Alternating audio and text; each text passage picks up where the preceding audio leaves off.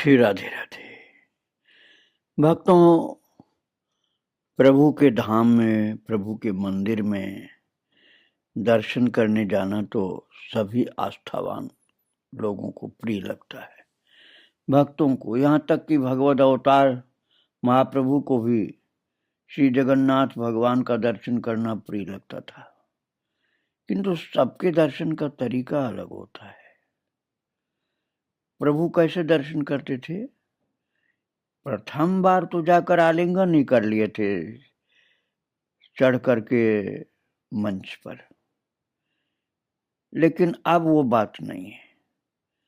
अब तो प्रभु बड़े तड़के शीघ्रता से जगन्नाथ भगवान के दर्शन के लिए गए और भीतर नहीं जाएंगे, गरुड़ स्तंभ के बगल में खड़े होकर उस पर हाथ रखकर बाहर से ही दर्शन कर रहे हैं। दर्शन करते ही प्रभु का मुख प्रफुल्लित हुआ आनंद से। जरा सोचिए, साधारण लोग श्री जगन्नाथ के मुख में सुख कर कुछ भी नहीं देख पाएंगे,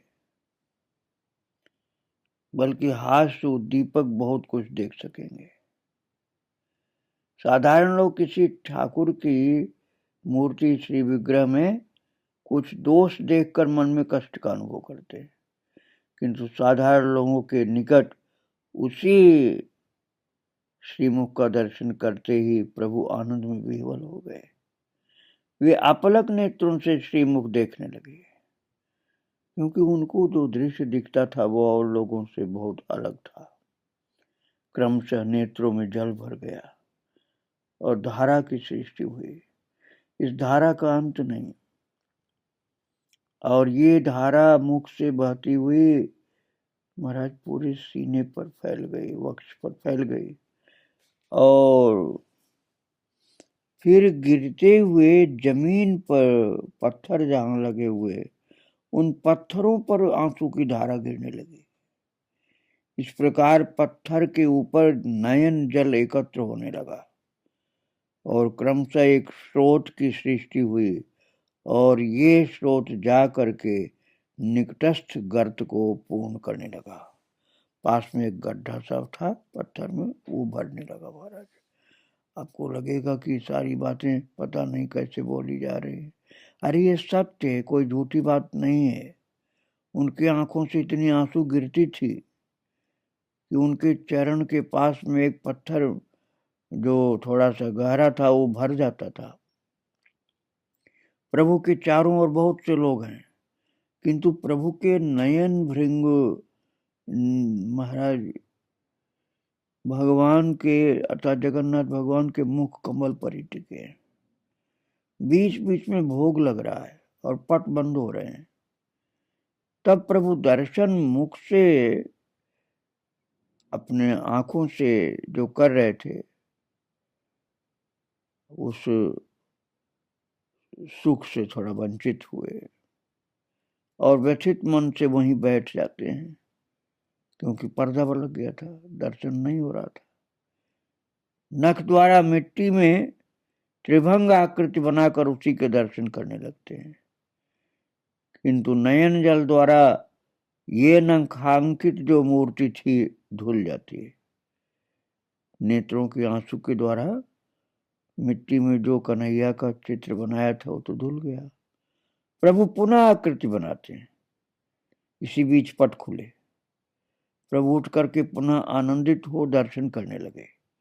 इस प्रकार 2 प्रहर व्यतीत हो गए। महाराज, प्रभु ने इन 2 प्रहरों में क्या देखा? जगन्नाथ का श्रीमुख वो कैसा है, हम लोग जो देखते हैं वो तो सबको पता है, बड़ी बड़ी आंखें हैं, किंतु प्रभु के मुख की ओर देखने पर पता चलता था कि इनको ऐसा कुछ आनंद मिल रहा है दर्शन का कि डगमगा रहे, जैसे नशे में कोई मतवाला हो। मानो किसी ने विद्युत को पीस करके उनके मुख पर लेप कर दिया, ऐसी चमक सी निकल रही थी।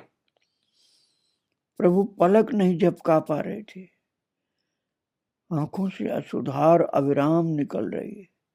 और उन्हें जरा भी बाह्य ज्ञान नहीं है, बिल्कुल भी नहीं है।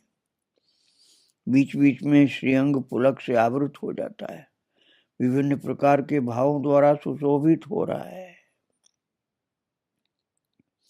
प्रभु इस प्रकार रोज ही जगन्नाथ भगवान का दर्शन जरूर करने जाते हैं।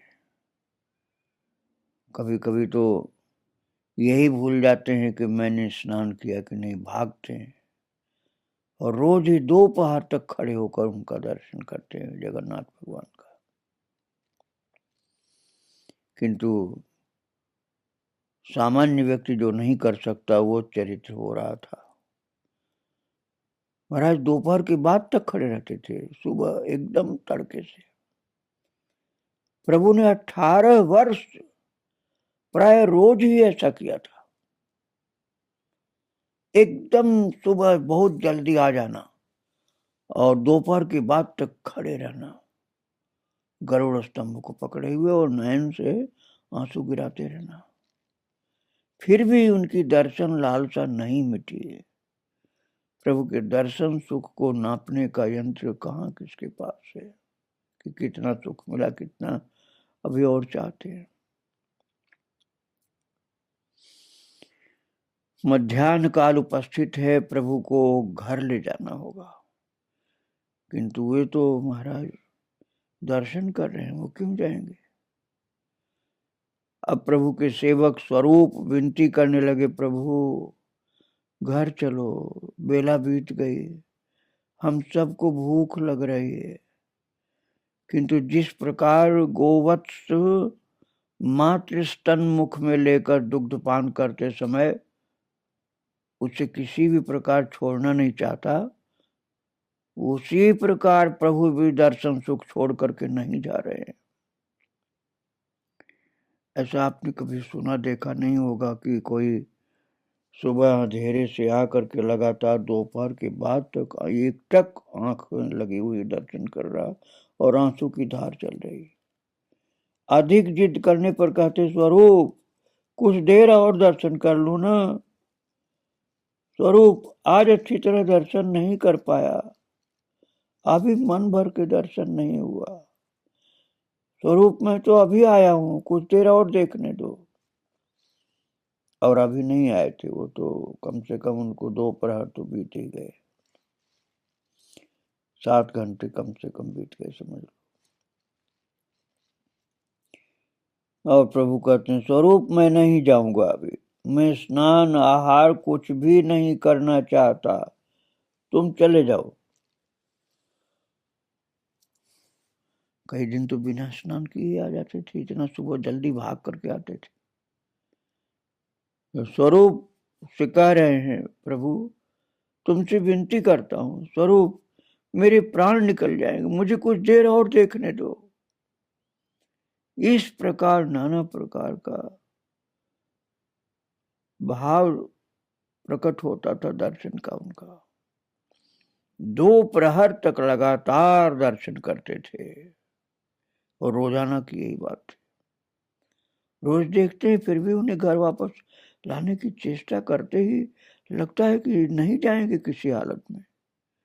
प्रभु ने जब देखा कि स्वरूप किसी प्रकार भी नहीं मानेंगे, तब वे स्वरूप के दोनों हाथ पकड़ करके रोने लग जाते और विनती करने लग जाते कि स्वरूप मुझे नहीं ले चलो, मुझे देखने दो, अभी दर्शन अभी पूरा पूरा नहीं हो पाया।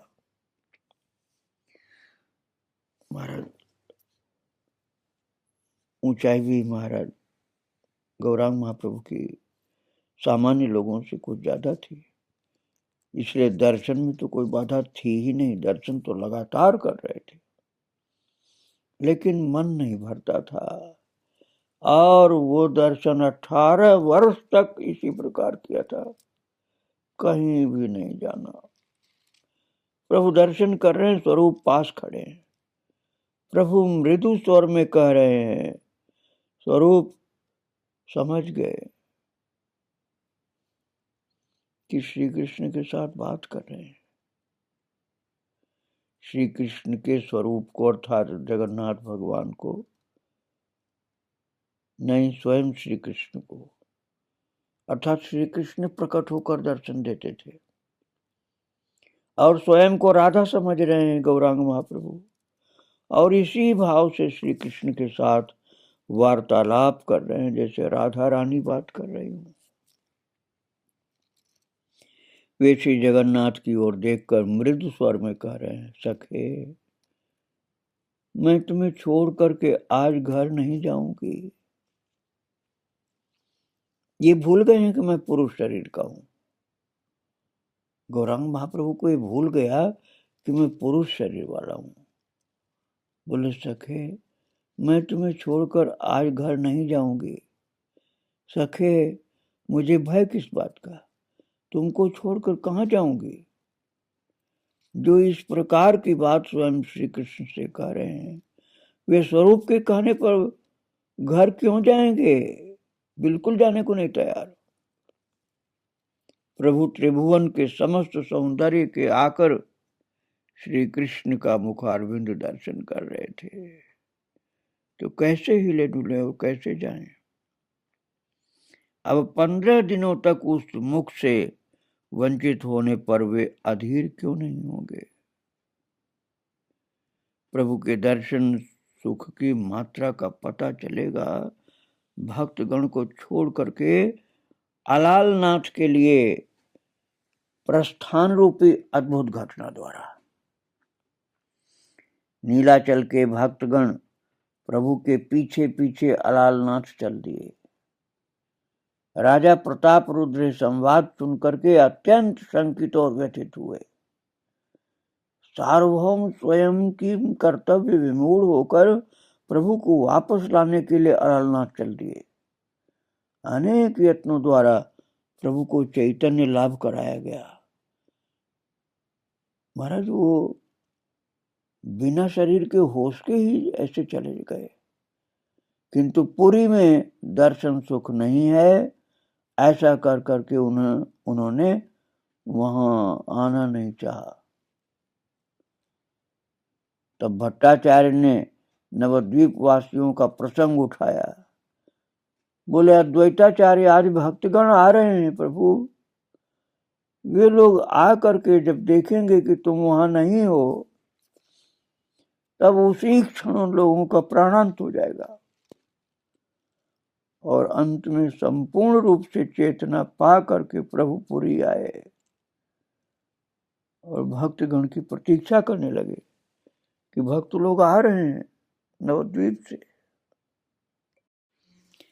भवानंद के पुत्र रामानंद के कनिष्ठ भ्राता वाणीनाथ पट्टनायक प्रभु की सेवा में नियुक्त हैं। भावानंद ने जब पहली बार प्रभु के दर्शन किए थे, तब स्वयं को अपने 5 पुत्रों और अपनी समस्त विषय वृत्ति को प्रभु के चरणों में समर्पित कर दिया था और कहा था, वाणीनाथ तुम्हारे पास रहकर के तुम्हारी आज्ञा का पालन करेंगे प्रभु। किंतु प्रभु की क्या आज्ञा हो सकती है, या अर्थवृत्ति का उन्हें क्या प्रयोजन हो सकता है। इसलिए रामानंद का अतुल ऐश्वर्य या वाणीनाथ की सेवा प्रभु के किसी विशेष काम नहीं आ रही थी। प्रभु के भक्तगण प्रभु के निकट आ रहे हैं। ये 200 भक्त एक प्रकार से प्रभु के अतिथि हैं। उन लोगों के रहने के लिए स्थान का और प्रयोजनीय द्रव्यों का बंदोबस्त करना होगा। वाणीनाथ इन सब की व्यवस्था करने लगे।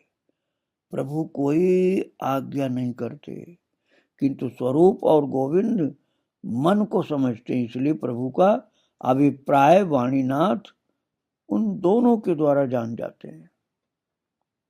वे भक्तगण के लिए चंदन, फूल मालाओं आदि की तथा वास स्थान की व्यवस्था करने लगे।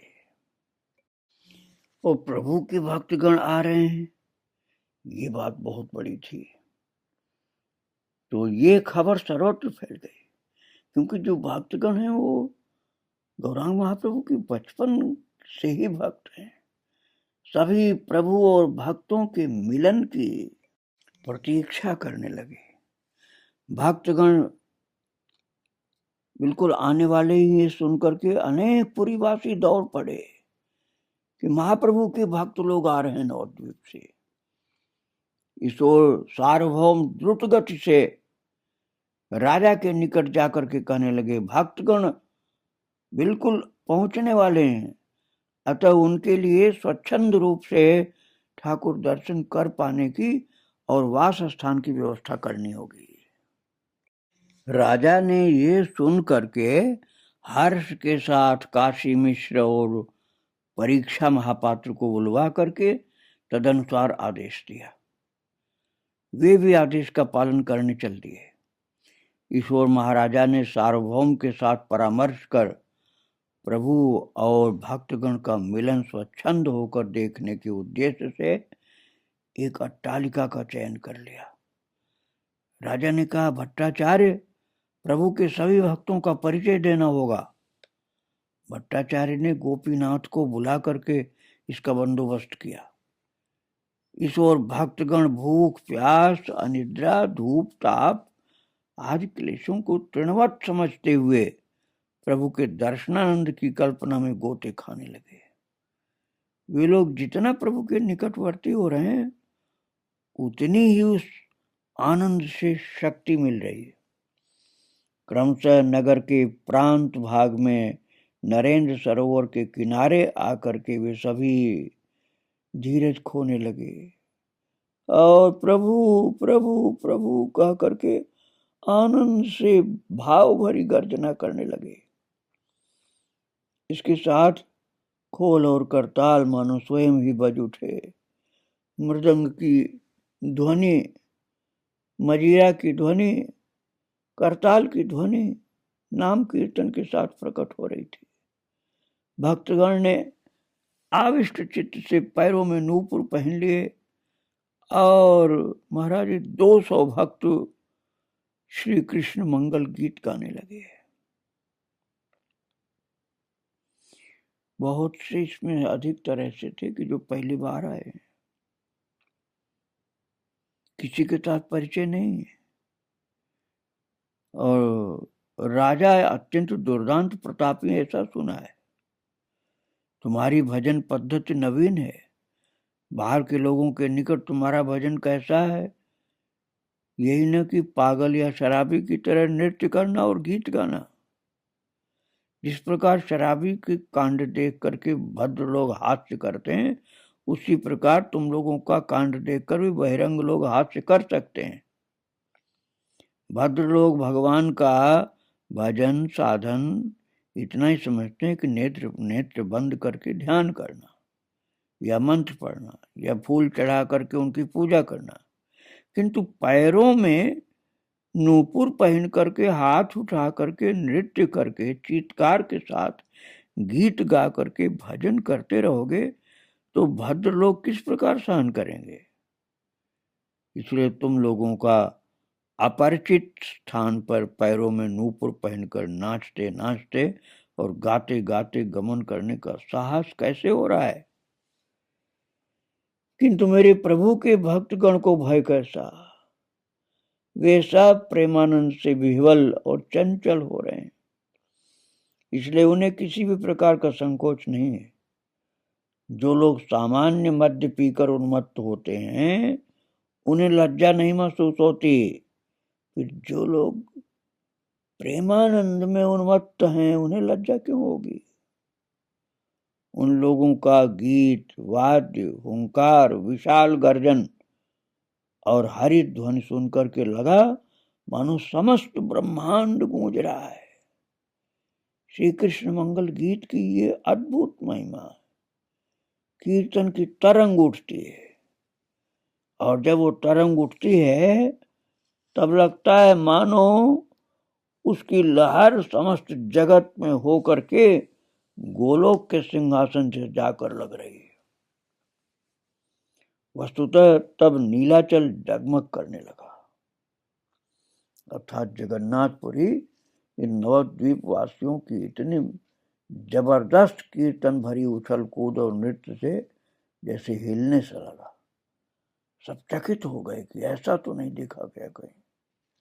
पहले तो प्रभु के नीलाचल के भक्तगण, नदिया के भक्तगण का आगमन देखने के लिए आए थे, किंतु बाद में बाल, वृद्ध, युवा, भक्त, अभक्त सभी ये कीर्तन देखने के लिए दौड़ पड़े। नीलाचल में पूरी तरह से कोलाहल मच गया। ये महारोल कहिए, रोल का मतलब आवाज राजा के कानों तक पहुंचा। वे तुरंत सार्वभौम और गोपीनाथ को लेकर पूर्व निर्धारित छत के ऊपर जा पहुंचे। नीलाचल वासियों ने देखा कि प्राय 200 लोग नृत्य, गीत और साथ में उन्मत्त होकर के आ रहे हैं, और सभी सभ्य लोग हैं। वृद्ध और युवा एकत्र होकर पागलों की भांति नृत्य कर रहे हैं और गीत गा रहे हैं। ये सब देख करके महाराज लोग चकित थे, जो पहली बार ये दृश्य देखे थे। विशेष रूप से इस प्रकार का दृश्य देखकर अधिकतर आनंदित होकर लोग हंस भी रहे थे, और कई लोग उत्पात भी कर रहे थे, ये देखो कैसा गा रहे हैं लोग। किंतु यहाँ ऐसा कुछ नहीं हुआ, सब शांत हो गए। पहले जो चौंके थे लोग कि ये कैसा भजन है, वो भी शांत हो गए। भक्तगण अपना परम धन जैसे महाप्रभु को अभी नहीं देख पा रहे, इसलिए उन्हें दुख हो रहा है। उनको पाने के लिए आ रहे हैं, इसलिए उनके आनंद की सीमा नहीं। उनके आनंद की जो तरंग उठी, उसमें सब तैरने लगे। महाराज बहुत अद्भुत तपस्या में दर्शन होता था। अब तो आप वाहनों से आराम से वाहन से पहुंच जाते हैं, अपनी गाड़ी से, ट्रेन से, हवाई जहाज से।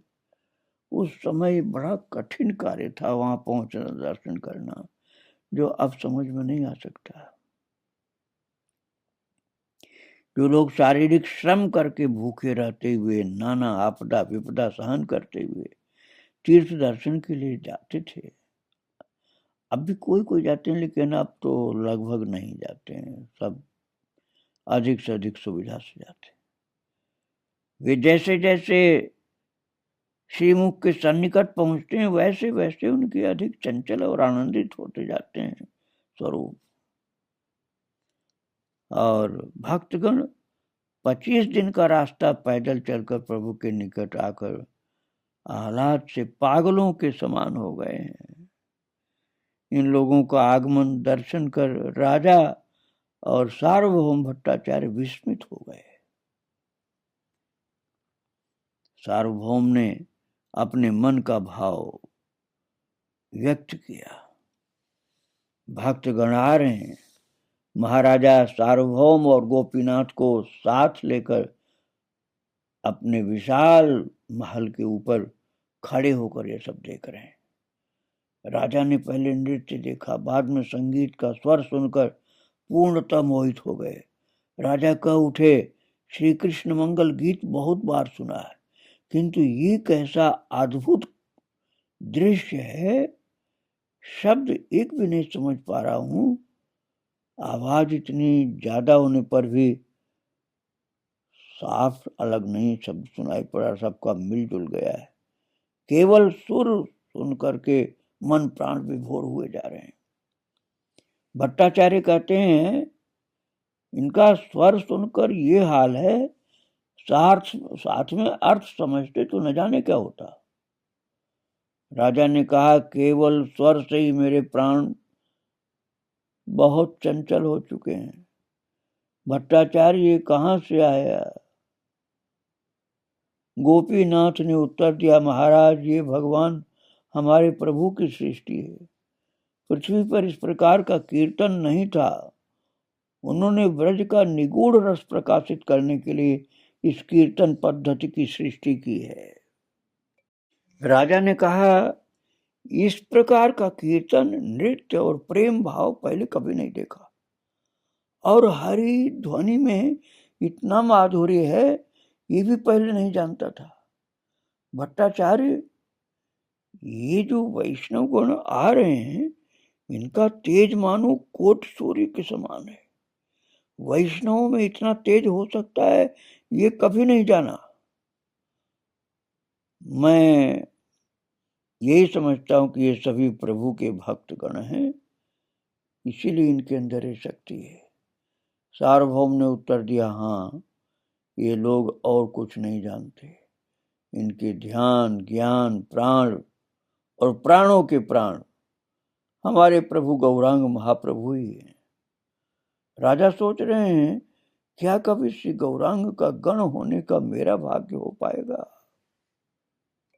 भक्तों, इस प्रकार से राजा प्रताप रुद्र, परम भक्त रामानंद राय और जितने भाग्यशाली सब वासी हैं नीलाचल के, जगन्नाथपुरी के, वे सब नदिया वासी, नवद्वीप वासी महान भक्तों का दर्शन कर रहे हैं और स्वागत कर रहे हैं।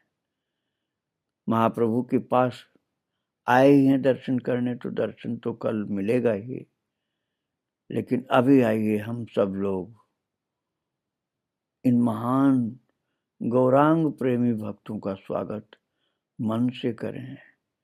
इससे प्रसन्नता होगी प्रभु को। जय जय श्री राधे श्याम, जय जय श्री सीताराम। गौरांग महाप्रभु की जय। श्री राधे।